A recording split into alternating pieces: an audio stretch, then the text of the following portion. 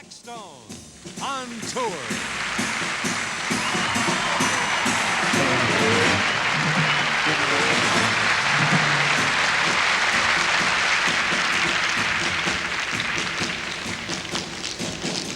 Starring the world-famous magician, Harry Blackstone. Kay Blackstone.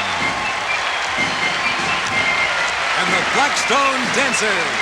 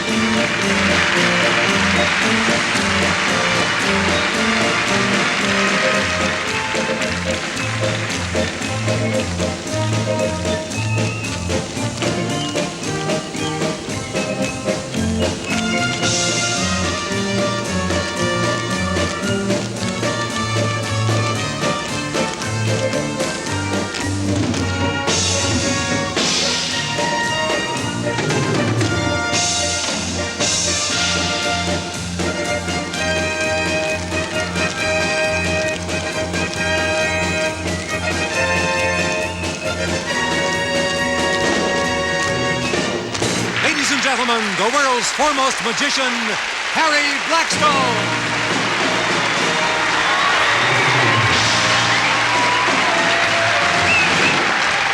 Good evening, ladies and gentlemen, and welcome to the Blackstone Magic Show.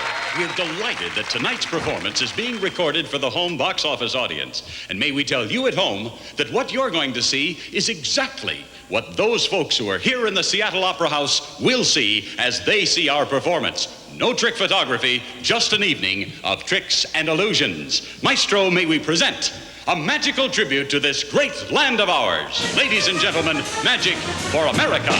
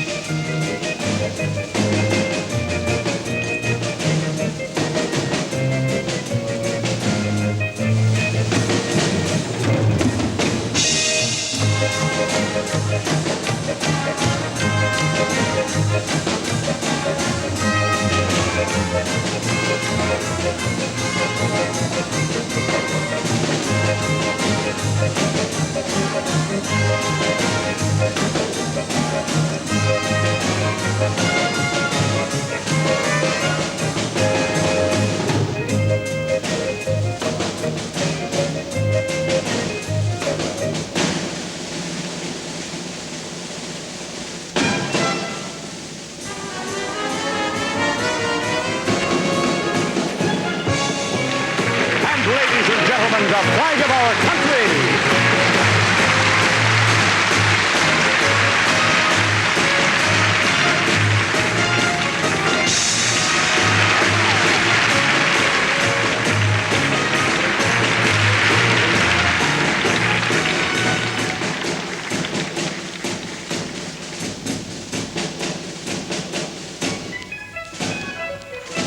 And the flag of 76.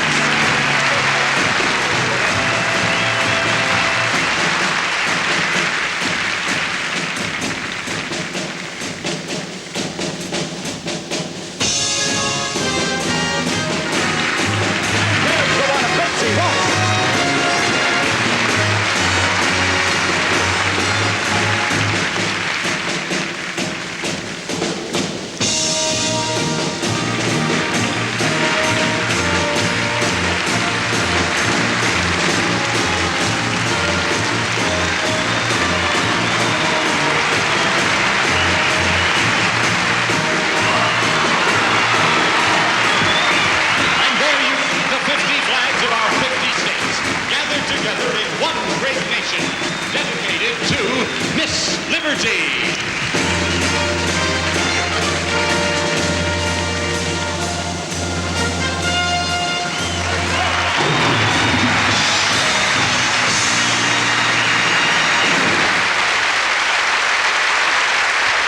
But there's more.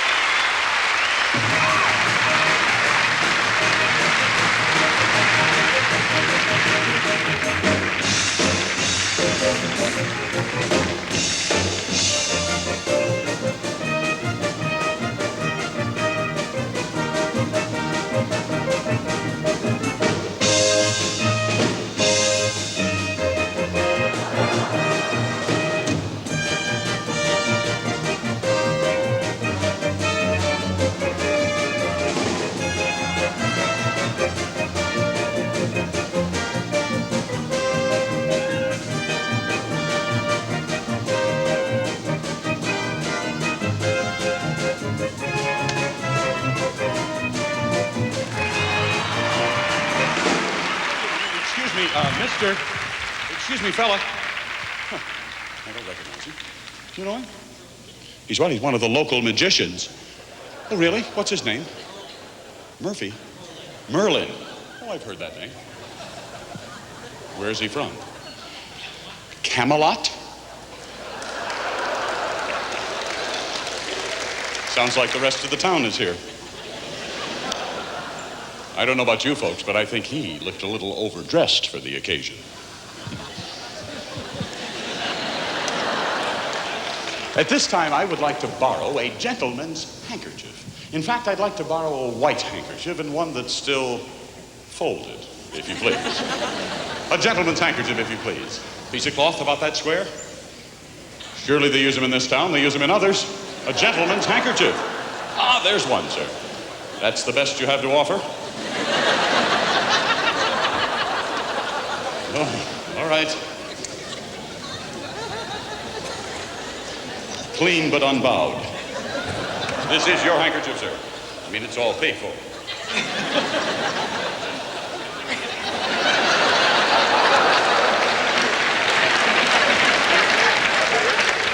Ladies and gentlemen, we're about to investigate an age-old question with an age-old handkerchief.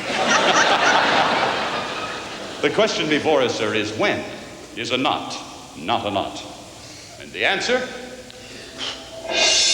Well, who cares, really? Do you know how to tie a knot? You don't? Oh, you're just the man I'm looking for, then. Would you tie the ends together as tightly as you wish? After all, it is your handkerchief. Make a wonderful dust cloth when we finish. Would you tie the ends together, sir? Tie it tightly. Don't grunt, just pull. That's fine. You've just tied a knot, a magical knot, a mystical knot. In fact, this is a knot that will untie itself. Watch. You see what I mean? May I borrow the handkerchief a moment? I'll return. Thank you. Well, ladies and gentlemen, we're about to investigate the world of spirits, spooks, and goblins. Because I'm about to change this handkerchief, your handkerchief, sir, into a ghost. Into a real live ghost. A ghost with muscles. Watch.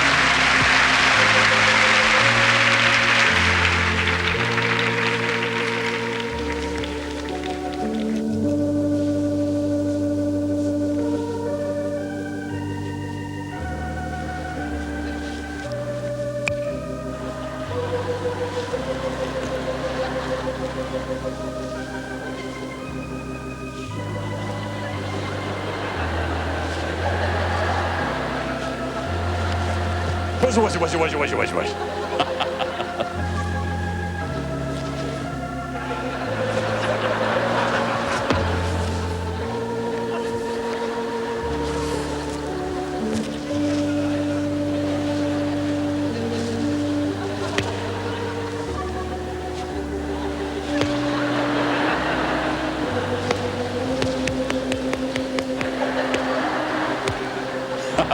Killed it.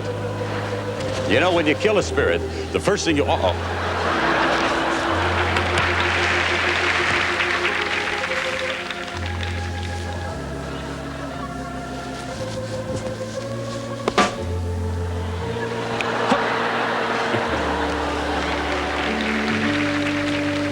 A little dance music, maestro.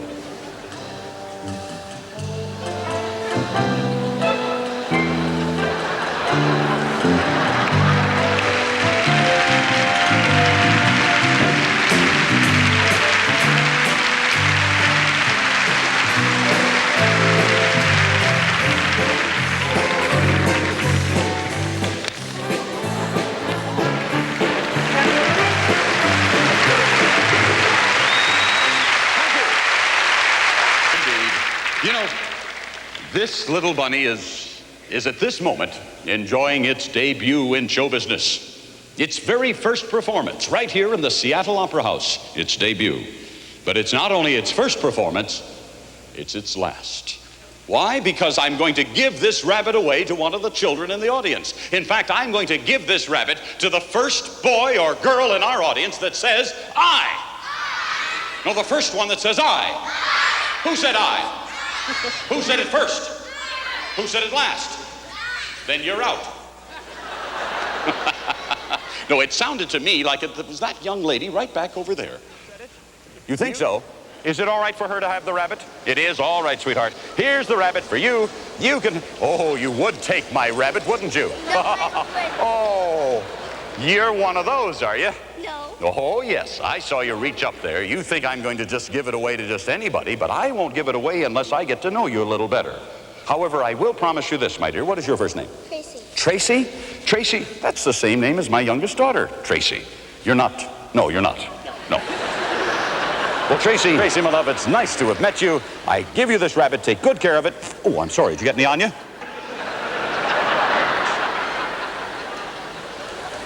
Tell you what.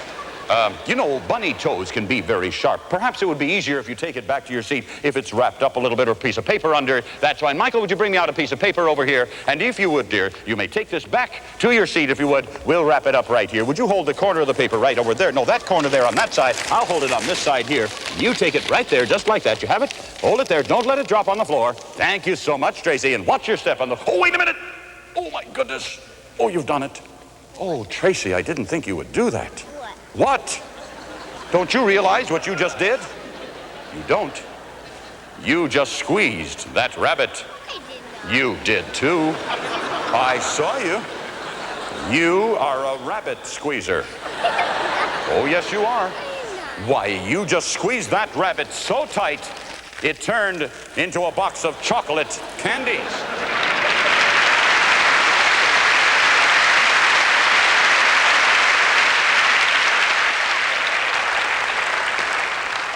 Well, Tracy, my dear, that's the way it goes sometimes, but it's a mighty good box of candy. So I thank you very much for coming up and helping us out. And watch your step on the way down over there, my dear. Thank you so much. And be very careful. The steps are very, very steep. Thank you so much for coming up. Watch your step right over there, Tracy. Thank you, my dear, for coming up and helping. That's fine.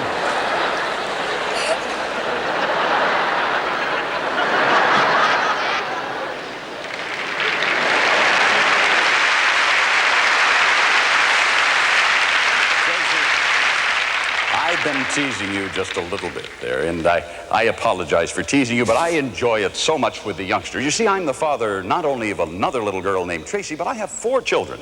My little Tracy, though, is just about your size. She is a little bit older than you are, though. She's 20. I'm going to tell you a story of once upon a time. Now, it's not that kind of once upon a time, but a real once upon a time. May I have the story lights on, if you please? And this time, the story lights, if you please. Thank you. And now may I have the story steps out, if you please, gentlemen. And we'll place the young lady here upon the story steps. Tracy, would you sit upon the story steps? Carefully. Tracy, may I introduce Michael, the story step pusher? That's fine. Watch him, he takes candy from young ladies. That's it. And so, Tracy, the story of once upon a time, long years ago in a far-off land called America. North America. Seattle, North America. You ever hear of it? You have. Good. Well, there came to that town one day a magician, a very handsome fellow. And he called a most attractive young lady upon the stage to receive a bunny rabbit. And what do you think happened, Tracy? As she was about to leave the stage, that young lady in the story, she squeezed that rabbit so tight, it turned into a box of chocolate candies. And she looked back at the magician and said, "Where's my rabbit? All I've got is a dumb box of candy." So the magician said, "I'll tell you a story about that young lady." And he did. The story started once upon a time in a far-off land called... Oh, I told you that part. Then the magician reached down and got the paper that was there on the floor, knowing that he should clean up, remembering that he'd been told if he would go to Seattle, he would clean up.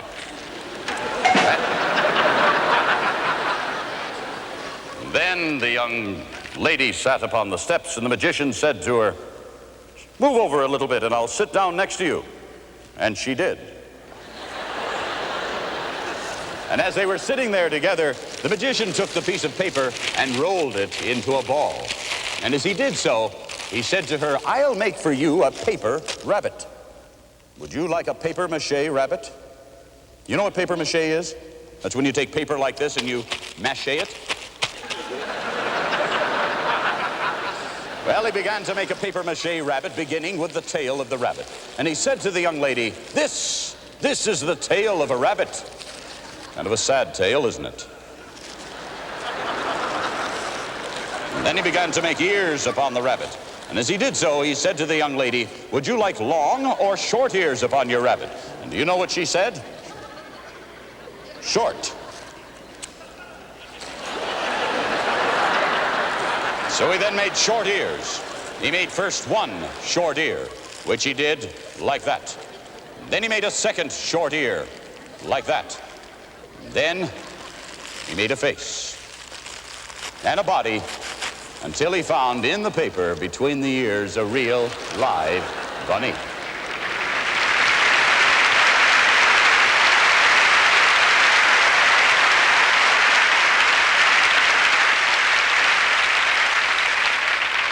And then, Tracy, since this was only a once-upon-a-time story, not to be confused with reality, the story had to come to an end. And our story came to an end when the magician asked the little girl to step down off of the story steps, which she did. And as she stood there holding the box of candy, the magician placed the rabbit upon the box of candy. She placed her hand upon the rabbit to keep it from falling on the floor. And then the story came to an end when the little girl took the box of candy and the bunny rabbit home, and they all lived happily ever after.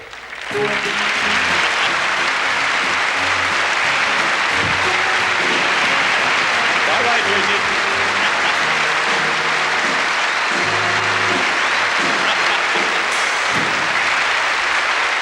From this moment of fantasy and fun with young Tracy, may we change our tempo and pace and present a moment of supreme reality. Ladies and gentlemen, may we present the most sense-confounding problem upon the stage today.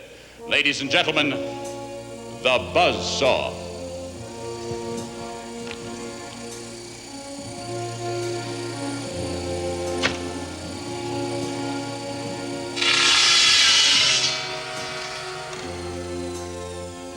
Now, you have just seen this piece of wood cut in half as easily as a hot knife might cut through butter.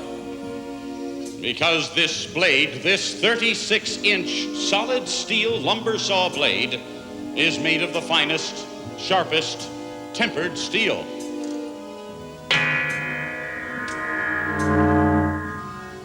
And it is, as you can see, connected to this 20-horsepower motor. A motor capable of revolving the saw blade nearly 2,000 revolutions per minute. Therefore, anything or anyone placed beneath these whirling teeth will certainly suffer the same results that befell this piece of wood just a moment ago. Now, it is said that in the Himalaya Mountains, they use hypnotism in order to stop the flow of blood during surgical operations. Well, during this next operation of mine, I will use hypnotism as I am about to saw a lady in half with that blade. So help me. Now, may I suggest, in fact, may I insist that the weak of heart and the very young and impressionable not watch what is about to occur.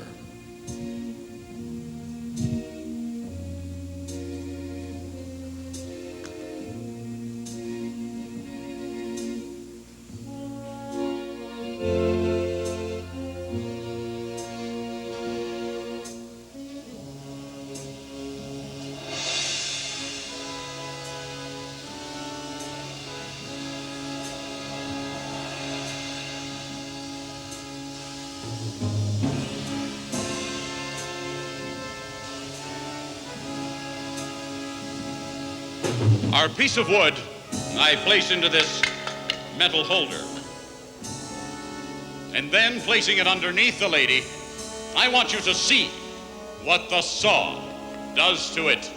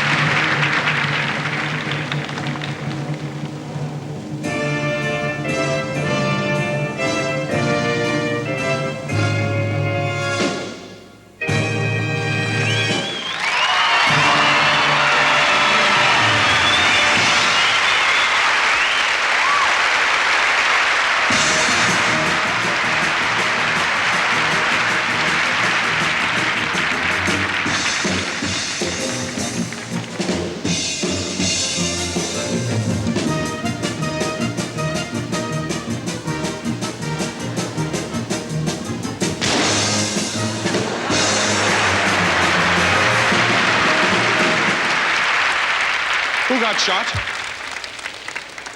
He what? He shot the flowers. We're about to recreate for you a production number that was first seen about 1934-35 season. It was the opening production number of my father's show. It's called The Enchanted Garden.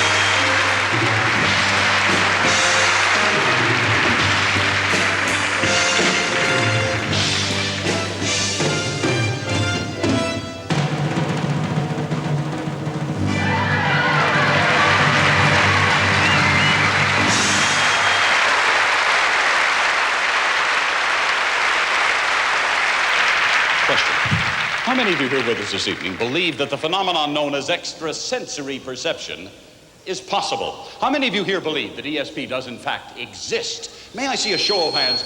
How many believe ESP does exist? Well, may I assure you that I do believe extrasensory perception exists. And I don't need to say I think it's something that I alone can do. It's something that each and every person in this theater has the ability to achieve, if you will.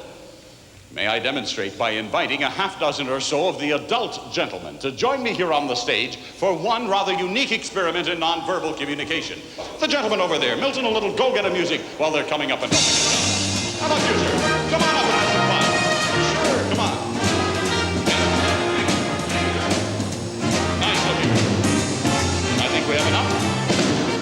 Thank you very much, gentlemen, for coming up with such alacrity. Hello there. Would you like to come out a moment? What is your first name? Bill. Bill. All right, Bill, I give you the deck of playing cards, or most of them. Now then, are you busy? Not too much. Would you stand over there next to Bill? We're gonna do a card trick now.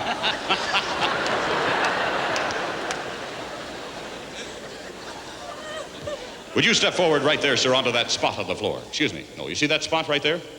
See that spot on the floor? Did you do it? No. We're about to try what I call the fastest card trick in the world. During this, I'm going to invite this young man right here. Would you stand over here, please? I'm going to invite that gentleman to call out the name of a card, and the card you name will jump right out of the deck that Bill has just been mutilating. It will turn around in the air and go into the palm of my hand upside down. Now, as I say, it's the fastest trick in the world. It will happen faster than the eye can see. And the reason I've invited you gentlemen to step forward is that you will be the card holder, you'll be the umpire, and you, sir, will be our timekeeper. You follow what I mean? You follow what I mean? Yes. Stand right there, Bill, with the cards in the palm of your hand. Hold them at eye level, if you will, so that everybody may see this moment of wonder at eye level, if you will, please.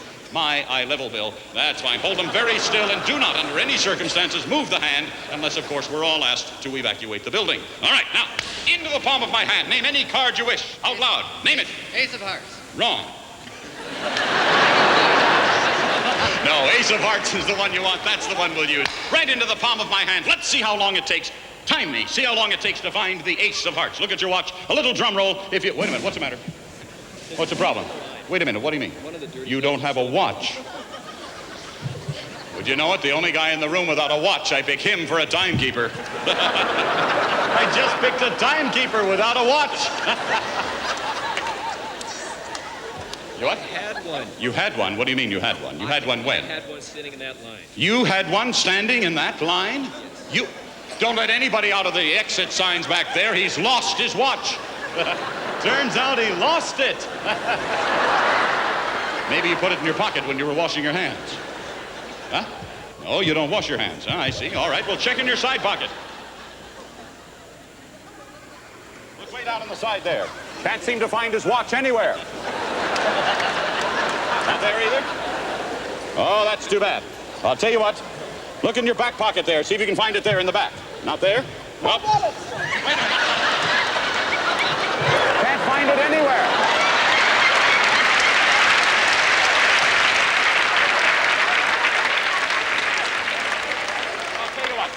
Tell you what, my friend, I always carry an extra watch with me in just such an emergency. It happens to be a very handsome watch.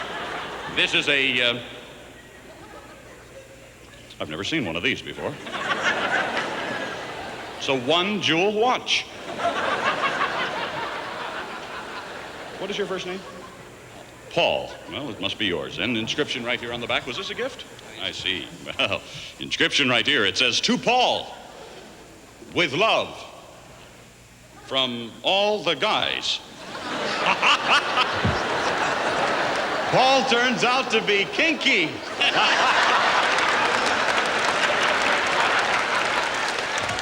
Well, Paul, now that we know about you, take that, wear it in good health. Oh, I'm sorry. No, it stuck to your fingers there. Paul, you know, you've been a good sport to put up with this. Well, may I ask you, sir, are you a drinking man? Partially. Well, partially. I don't mean all the time. I mean on auspicious occasions, like sundown. Yes.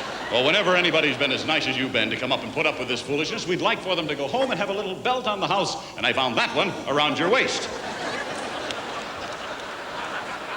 See, I got that from you just a moment after I got your keys out of your pocket right over there, which was shortly after I got your wallet out of your back pocket. You've been kind of a tough season, hasn't it, Paul?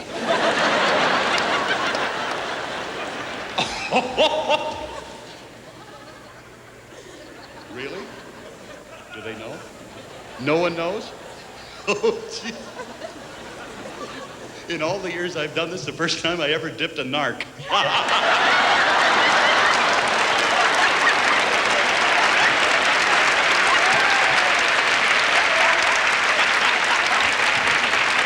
Well, that'll blow your cover. Turns out to be a cop. Well, Paul, my friend, I hope you don't mind. It was all done in fun. If you'll step back there, that's what we call the fastest card trick in the world. You didn't even see it, did you, Bill? Well, you step back on line while the deafening applause subsides.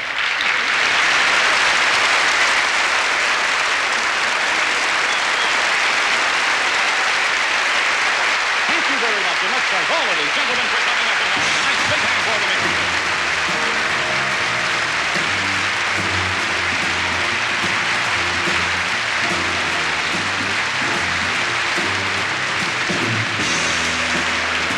Ladies and gentlemen, just going down the steps there, sir. Excuse me. Before you leave, what is your name? John? Oh, Don. Don, come here a second. I thought you might like to have this. There's your necktie.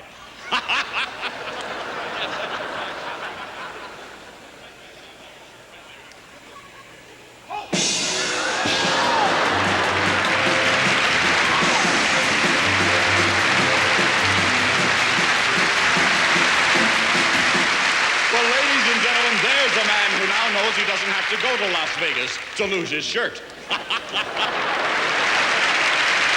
Maestro, if you please.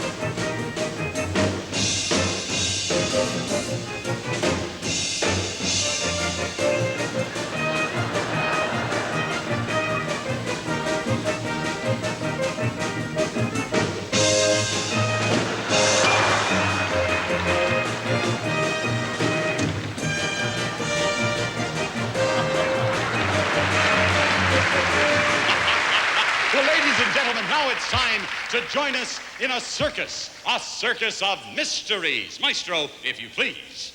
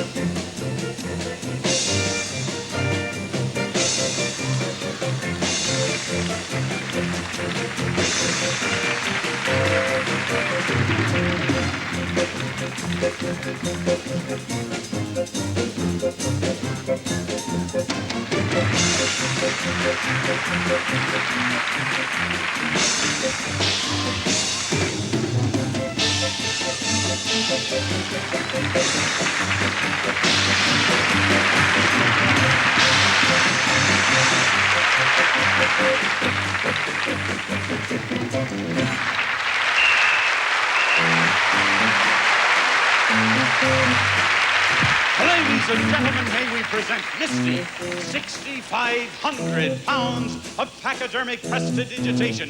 An animal with an amazing sense of balance. Watch her balance on any 2 feet. No, the other 2 feet, Misty. No, the other 2. There we go. A nice hand for Misty. Now as Misty steps down and says hello to all of our friends, Misty, I would like you to step forward, my dear. Just step forward. Now, sit down upon the bench. Sit down upon that tiny pedestal. Ladies and gentlemen, Mr. Fess Reynolds with Misty. And a nice bow. How about that? Thank you, Misty. And now, ladies and gentlemen and children of all ages, as we continue in the center ring of our magical circus, may we present the greatest trick on earth.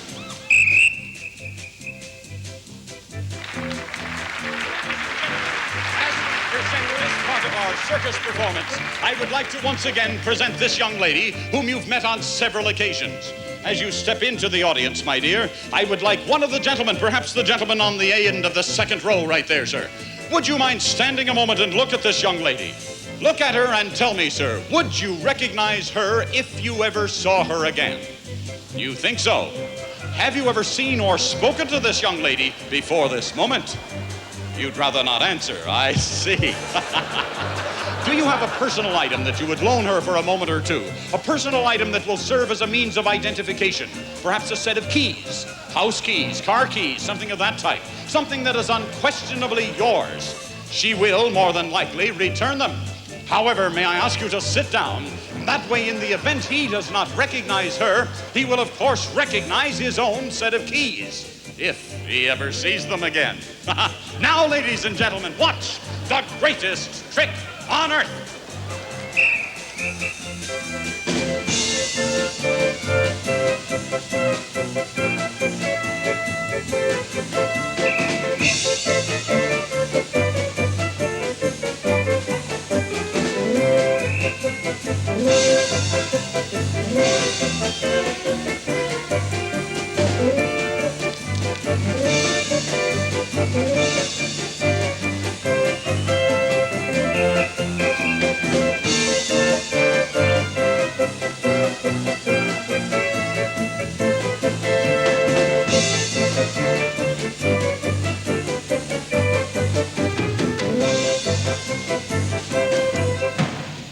Ladies and gentlemen, you have just seen the young lady placed into the muzzle of this cannon, along with several pounds of gunpowder and your set of keys.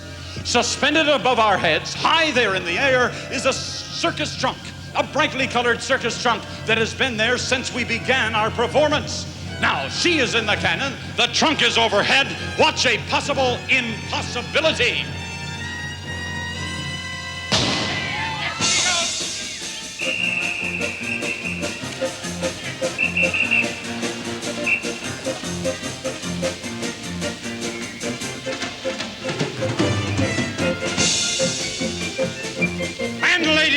gentlemen, the cannon is empty. Now watch the trunk.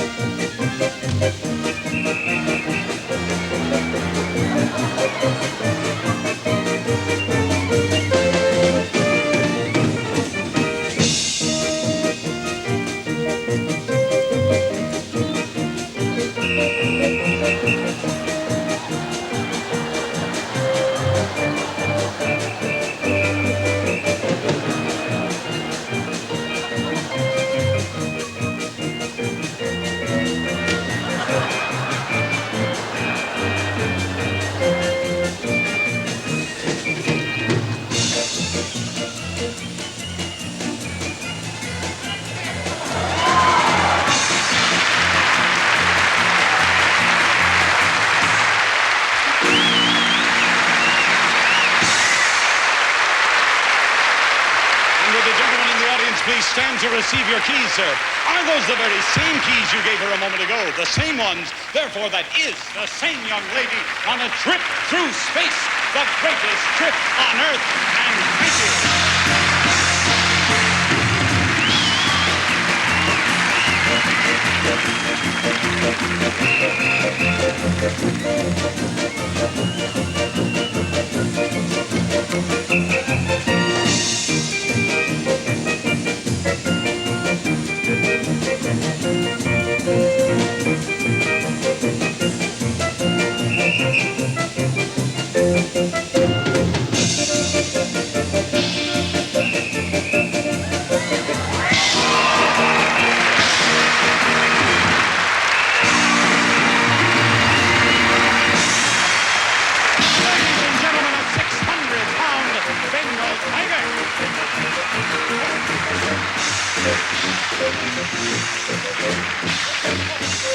Excuse me, Merlin, get up. Merlin, get off of this stage. No, hey,